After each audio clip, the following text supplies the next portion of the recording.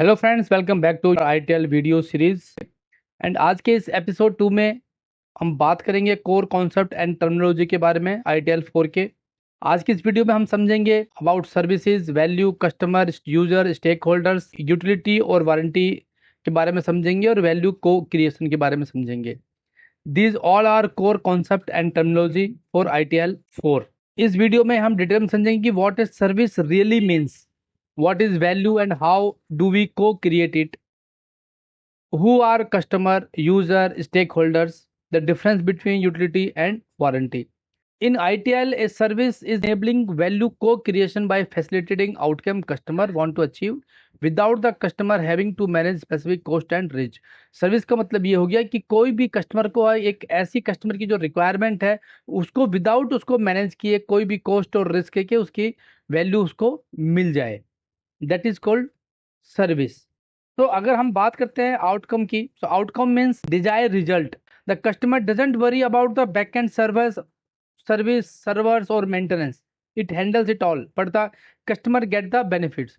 उसको कोई मतलब नहीं है कि मेरा बैक एंड पे क्या कॉन्फ़िगरेशन चल रही है, कैसे चल रही है, क्या हो रहा है, कैसे नहीं हो रहा है।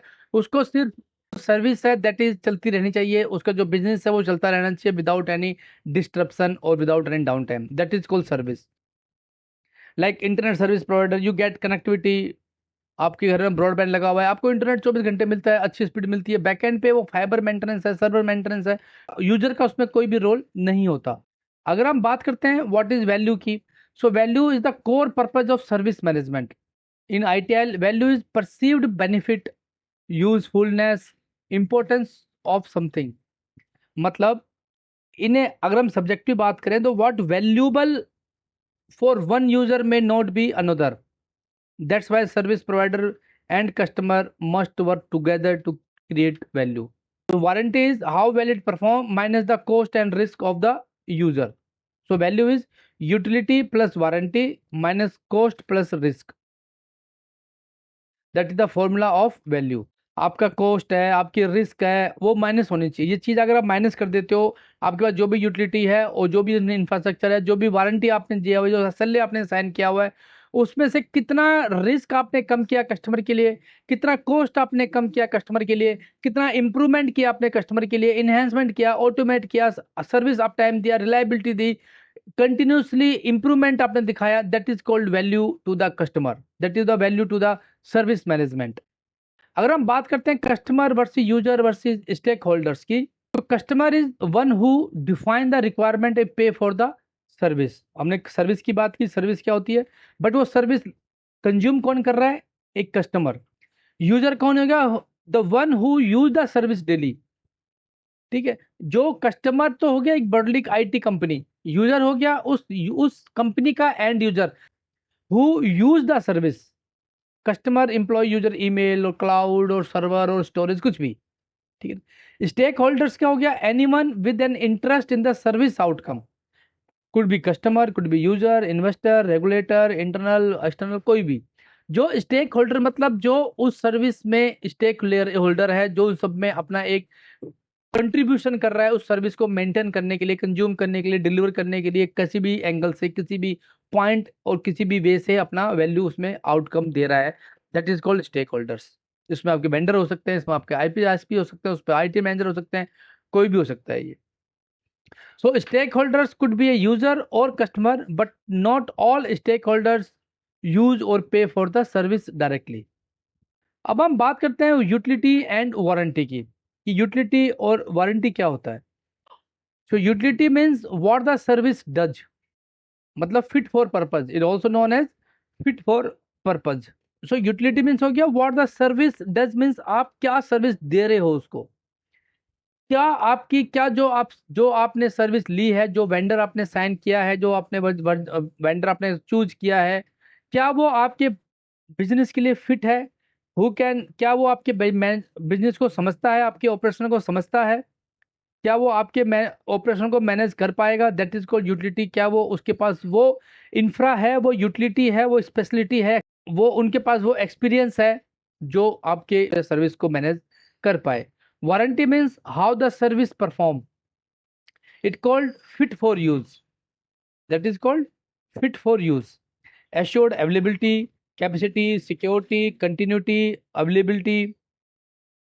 Example 99.9% up time SLA, encrypted data transfer. ये हो गया आपकी वारंटी, गारंटी की भी, हाँ भी इतना तो आपको मिलेगा मिलेगा, इतना आपको अचीव करना ही करना है। तो पहला हो गया यूटिलिटी, फिट फॉर पर्पज, कि क्या हम कर रहे हैं और किसके साथ हम एग्रीमेंट कर रहे हैं। वारंटी हो गया कि how you will achieve it, it's a SLA, service level agreement. So combine together utility plus warranty is full value of service. कि आपके पास वो यूटिलिटी है, आपके पास वो एक्सपीरियंस है, आपके पास वो इंफ्रा है, और आप अगर वो SLA मीट कर पा रहे हो, वारंटी मीट कर पा रहे हो, इसका मतलब आप कस्टमर को फुल सर्विस दे पा रहे हो।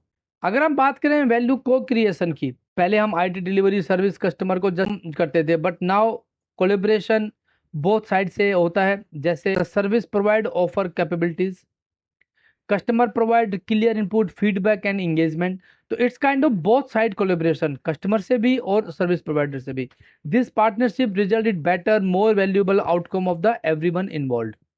वैल्यू को क्रिएशन मीन्स कि आपके कस्टमर के एंड से भी आपके फीडबैक आने चाहिए और ISP की तरफ से भी उसमें वैल्यू ऐड होना चाहिए, और that is called the co creation, जो कि मेन फोकस ITL में रहता है। So modern ITL no longer view service in built by IT consume by user. Value co creation says service provider and customer collaborate to create value. पहले क्या होता था, build by IT मतलब जो भी IT कस्टमर ने बना दिया, सर्विस ने बना दिया, कंज्यूमर उसको, यूजर उसको कंज्यूम कर रहा है। बट वैल्यू को क्रिएशन क्या बोलता है कि service providers and customer collaborate होकर दोनों मिलके वैल्यू क्रिएट करेंगे, दोनों मिलके मैनेज करेंगे और अपने वैल्यू ऐड करेंगे। It's a partnership, it's a partnership, like it must understand real business need, and customer must give clear feedback and align expectation।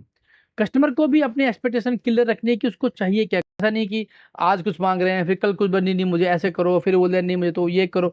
That is क्योंकि एक IT कंपनी को किसी भी कस्टमर का ऑपरेशन मैनेज करने के लिए बहुत सी प्रोसेसिंग को, इंफ्रा को, पीपल अलाइन किया करना पड़ता है, बहुत बैकएंड पे बहुत स्ट्रेटेजीज बनाई जाती है। So customer also should clear कि उनकी रिक्वायरमेंट क्या है, ताकि IT सर्विस कंपनी उस चीज को डिलीवर कर पाए इन ए प्रॉपर वे। तो इस वीडियो की थोड़ी रिकैप कर लेते हैं कि हमने क्या क्या पढ़ा इस वीडियो में। दैट हमने पढ़ा कि ये सर्विस क्या होती है। The service enable customer outcome without managing infrastructure, मतलब कस्टमर को कुछ कुछ मैनेज नहीं करना है, जस्ट यूज करनी है सर्विसेज की। Value is benefit plus utility plus warranty minus cost and risk. Customer, user and stake holders play different roles. Utility is what it does, warranty how well it does it. Value co creation, collaboration between provider and consumer. तो that's all for this video. इस episode 2 में हमने इसके core concept को समझा है। आने वाली वीडियोस में हम और डिटेल में इनके टर्मिनोलॉजी को समझेंगे।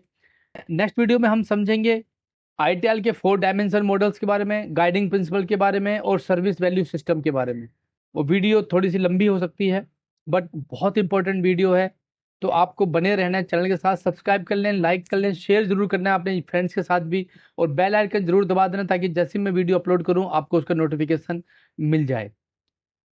सो फ्रेंड्स, मिलते हैं एक नेक्स्ट वीडियो में, नेक्स्ट एपिसोड में। तब तक आप पढ़ते रहें और बढ़ते रहें। Thank you, take care.